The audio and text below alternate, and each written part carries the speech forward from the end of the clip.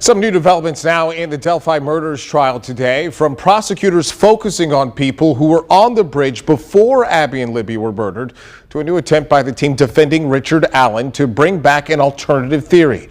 Thanks for joining us here first at 4. I'm Nick McGill. And I'm Dan Spieler in for Aaliyah. We are nearing the end of another long day in the Carroll County Courthouse. Fox 59's Russ McQuaid has been in that courtroom pretty much all day today, and he joins us live outside the courthouse now with the very latest first at 4. Russ, what do we know? And good afternoon, Dan. Indiana State Police First Sergeant Chris Cecil took the stand this afternoon, and it was his job to examine Libby German's cell phone. You know the cell phone, the one she was carrying on February 13th, 2017, as she and Abby Williams were walking across the Monon High Bridge, and she captured video of bridge guys stalking them off the end of the bridge.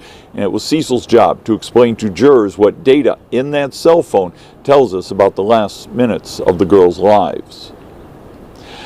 The jurors listened to some highly technical information that came from First Sergeant Chris Cecil of the Indiana State Police, as he testified that analysis of cell phone data puts Libby and Abby on the Monon High Bridge at 2:05 p.m. that afternoon.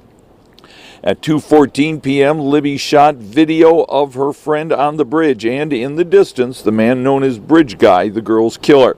That video runs for 43 seconds. We can see Bridge Guy, perhaps even hear his voice, as well as that of Libby, seemingly responding to his orders as she says, "We've got to go down here." At 2:31 p.m., an app on the phone records a change in the phone's elevation, likely meaning that was as the girls were being marched either down to Deer Creek or up the opposite bank, where their bodies were found the next day. After 2:39 p.m., that phone, later discovered under Abby's body, never moves again. At 4:06 p.m. that afternoon, a text message came in from Libby's grandmother, Becky Patty. It read, "You need to call me now." Within 6 hours, the phone ran out of power, though it briefly spiked on at 4:30 a.m. on the morning of February 14th, and that was about 8 hours after the girls' bodies were found.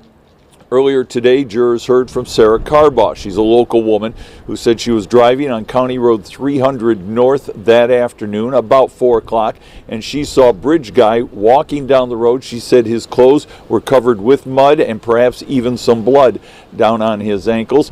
The jury also heard from the pathologist who conducted the autopsies on the girls' bodies 2 days later, and he determined that they both died of slashing stab wounds across their throats, but there was no evidence of any sexual assault injuries to either girl. Russ, thank you so much. A lot of disturbing details today. We know you also heard from a pathologist about the girls' autopsies. What did we learn today about the weapons used in their murders?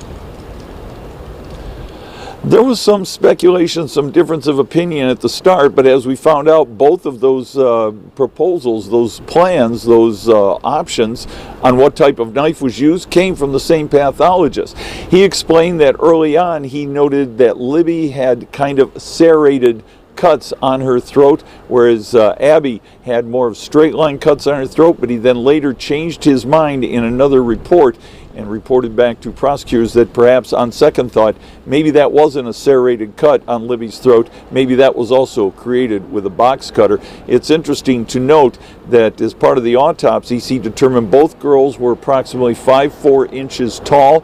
Abby at 95 pounds, Libby at 200 pounds. Richard Allen himself is about 5'4", 5'5", and 155 pounds.